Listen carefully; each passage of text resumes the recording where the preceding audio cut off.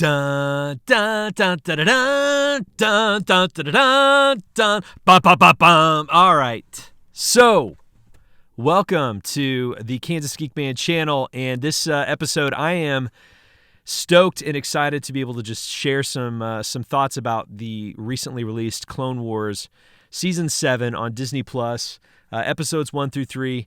Now, with The Mandalorian, I was trying to do a weekly review, and it just doesn't work for my life. So I thought, you know what? I'm not going to stress about it. I'm just going to take a moment, push pause on my life when I can, and just share some thoughts. And I thought, why not do it after watching the third episode and final episode of the, what I assume is the final episode, I'm not real sure, of the Bad Batch arc. So, man, I got to tell you, knowing that there is new content following that Kevin Kiner version of the Star Wars theme, it feels like coming home. I mean, come on. I am loving weekly Clone Wars content. It just brings me back to a time that I invited this show into our life as a family back in 2008 when I took my kiddo, my oldest at the time. She was in first grade. We got out of school early, first or second grade. She got out of school early, and I took her to go see it in the movie theater, and she loved it. I loved it, enjoyed it, but most of all, just enjoyed her reaction and her response to it. And man, I tell you, we were hooked and could not wait for the season 1 to launch on the Cartoon Network at the time. I think we had to wait till October after watching the movie in August. So it was a long wait, but we loved it. Now my oldest daughter, she's 20 years old. So it's been a while. This show has been a part of my my life and the life of my family for quite some time.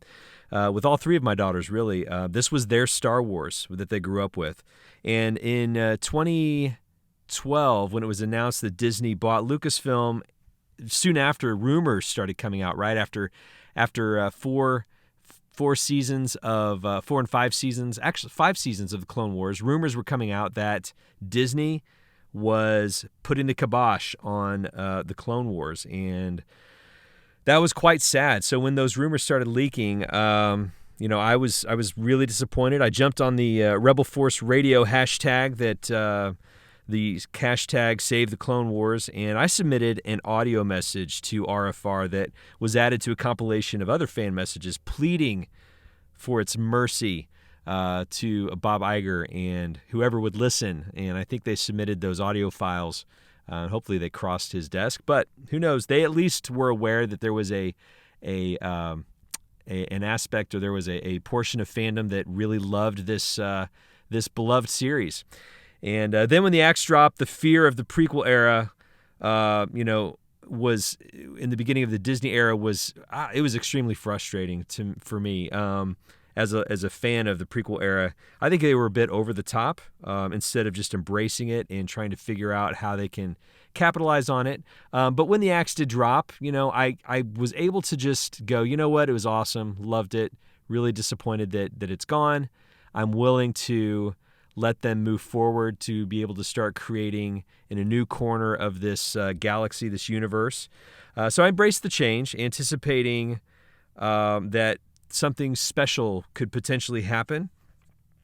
And visiting, hoping that we were going to see some things on screen soon after that would revisit the era that we hadn't seen on any screen for like 30 years, I think. Thinking back, if you don't include the Ewok Adventures or whatever, those TV movies, it had been since 1983. So it had been a good long time. So then they surprised us with releasing season 6, which they kind of had, they had started working on, and it was really sad to see and know that there were episodes just waiting. And it was very awesome for them to release those along with the Clone Wars all seasons on Netflix. I can't remember if that was 2015. I feel like it was 2015 or 14. I'm not sure. So we got new stories, and it just kind of whetted the appetite for more of that for people like myself. But another thing it did, it also reintroduced, and it gave new fans kind of an appreciation for both the prequel era and the Clone Wars itself. And I think they got a whole new fandom because people were binge watching the Clone Wars. And, then they Disney released Rebels, which, I don't didn't hate it, but it wasn't. I didn't feel like every week I had to sit down and watch it, but I did. It was okay. Wasn't a huge fan, but comparatively to Clone Wars, that one just seemed a little bit more epic to me, and was a lot larger, and and it showed to me. But I like Rebels. It's okay. Not my favorite. Probably need to sit down and binge watch those now that they're on the Disney Plus app. So here we are now, post-sequel era, sequel trilogy. We got 3 new movies, and now here we sit with The Mandalorian Season 1 out there on Disney Plus, and now Clone Wars Season 7, which are some of the final episodes and final stories from the maker himself, George Lucas. We're seeing these things, and this has been confirmed by Dave Filoni himself, that George Lucas, these are kind of his stories. These are things that he was a part of crafting. So we're seeing some of his final stuff in the Star Wars universe. So let me just say, I don't want to do a whole long, lengthy review, but I'm just going to give you some bullet points of things that I noticed in this story arc, things that I liked. One of the things I loved was the relationship between Rex and Anakin. Anytime you've got those two on the screen together and you see them and how they interact and their relationship and friendship, I love that. And I think it was really awesome to see I think we learned something new. We saw that Rex was aware of some sort of relationship, at least enough to know that Anakin couldn't let anyone know, like specifically Obi-Wan or the Jedi Order, that he has a relationship. Oops, I just heard a car. I wonder if you guys heard that. Anyway, so it was cool to see how Rex was helping assist Anakin in his secret conversations with Padme. So he was aware of that. So that was new information to us in this season. I'm curious to see, I hope we get to see Rex's reaction to seeing Anakin's fall. I know that this season is going into the Revenge of the Sith movie, but I don't know. Who knows what that will be? We'll see. Maybe he thinks that Anakin is a part of being executed in Order 66. We know what Rex's end result is and his journey, where his destination is. We just don't know what his journey is getting there necessarily, but we know his destination, where he ends up, based on what we see in the Rebels TV show in the post-Clone Wars era. So that, I'm curious to see how that gets wrapped up. So that'll be cool. I love seeing Anakin and Padme's hologram communications. So I think that adds to a lot to how we get to understand and see just how they were able to function as a married couple in secret in the midst of a war. That was fascinating to me. I thought it was really cool to see their interaction that way. And we also got to see how Anakin was kind of, I think she was noticing the cracks in his foundation, I guess, so to speak, through that hologram conversation, the stress, the burden of the war, and, he also seeing his care for Rex and that kind of thing. But she gave him some solid advice and encouragement, and it was cool to see that dynamic. The other thing we learn is that this is kind of new, or this is newish. It's big because this was an actual confirmation that in his relationship with Obi-Wan, we see and find out that Obi-Wan knows, at minimum, he knows about secret conversations and a secret friendship between Padme and Anakin. So what level of knowledge that Obi-Wan has about that, we don't know. We do know that in Revenge of the Sith, he does note to Padme that he realizes she's pregnant, and he, without even saying, Anakin's name, he confirms that he's aware that Anakin is the one responsible for that situation. So I'm guessing he doesn't know at this point about the depths of the relationship, or maybe he's looking the other way and ignoring it. Maybe it's better for Obi-Wan in this situation. He thinks to himself, perhaps, let the boy have some fun because of the war. It's taking its toll. He needs to have that. And also we know Obi-Wan had not necessarily a relationship, but he understands love in a sense, which is a kind of a betrayal to the Order of the Jedi. But he didn't necessarily act upon that. So I think he's got some leniency there. Also, or it's a sense of we have a war to fight, and Anakin is important to this. He's killing it. We need him. The war needs him. The Republic needs him. If he uncovers this and takes this relationship before the Jedi Council, they're going to have to obey their rules. And what happens? My guess is he gets removed.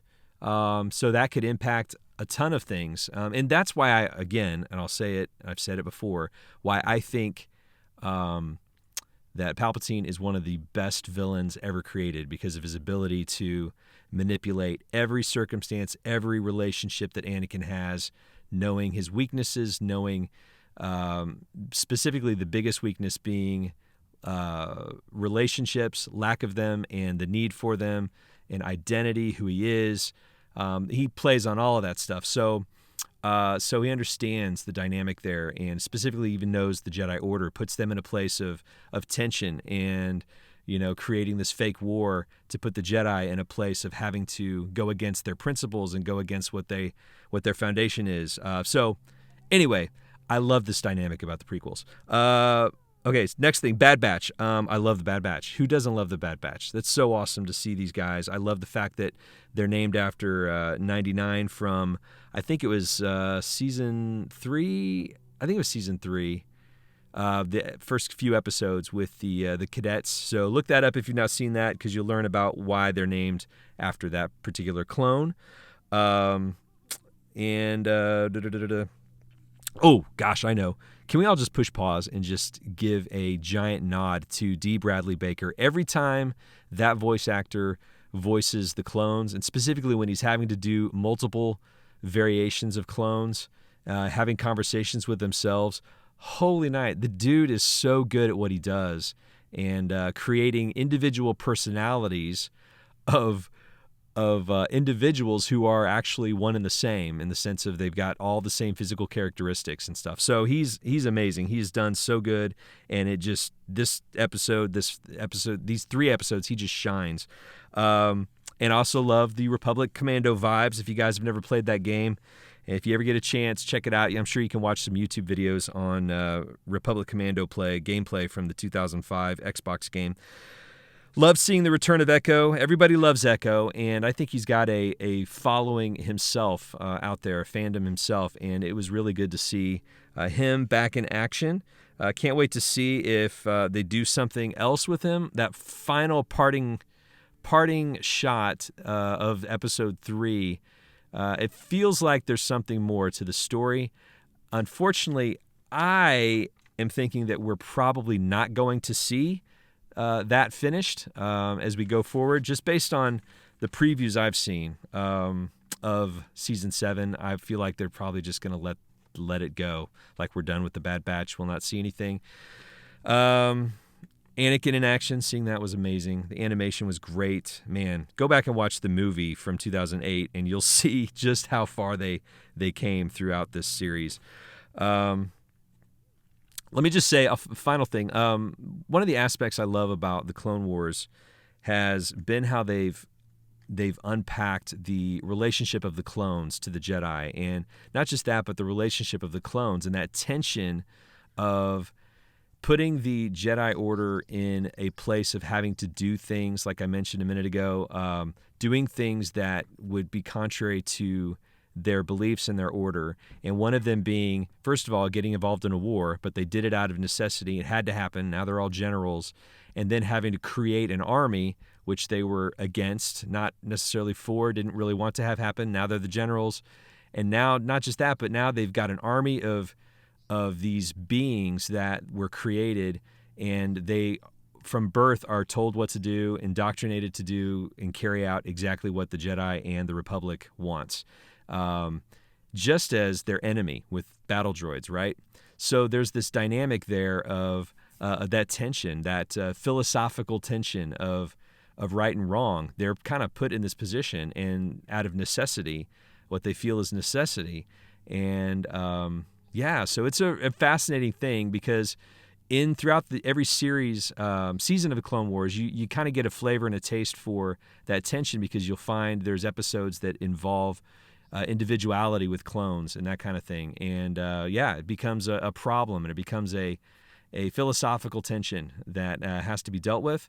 So I don't know if they're going to wrap that up or they're going to continue that thing on or not. We'll have to see. At any rate, those are my thoughts about episodes 1 through 3 of Clone Wars season 7 on Disney+. I'm excited to see this show return. As brief as it may be, I'm going to just savor it and enjoy it, and I'm extremely grateful that Dave Filoni was given the ability to finish the stories that George Lucas had in motion that did not get completed. So, yeah, let me know what you guys think of what you've seen so far of the Clone Wars. And, side note, I did a post on this. I do not understand why Hasbro, Sideshow, Hot Toys, but specifically Hasbro, why they have not capitalized on coordinating an effort to get the Bad Batch out on pegs, because, oh my goodness, I think those things would sell like hotcakes. They would sell out instantly. Just a great design, great characters. The armor is amazing. Yeah, this is just so weird. I'm not used to seeing that. Usually there's stuff on the toy shelves. They did it with The Mandalorian. They should be doing that with this Clone Wars Season 7. I don't know if they think less of it or what, but I think it's a fail. But who knows? I'm just a consumer. I'm not someone who's got all the numbers and the data, so I'm guessing that perhaps they've got people that think they know what's better. If that's the case, I probably wouldn't be seeing the same Holdo hanging and swinging on the pegs that I've seen for 2 years. So anyway, let me know what you guys think. Have a great one. Hey, thanks so much for watching this video. If you enjoyed it, please take a moment and give it a thumbs up, and maybe consider following the Kansas Geek Man channel. You can also find me on Instagram and Twitter over at KSGeekMan.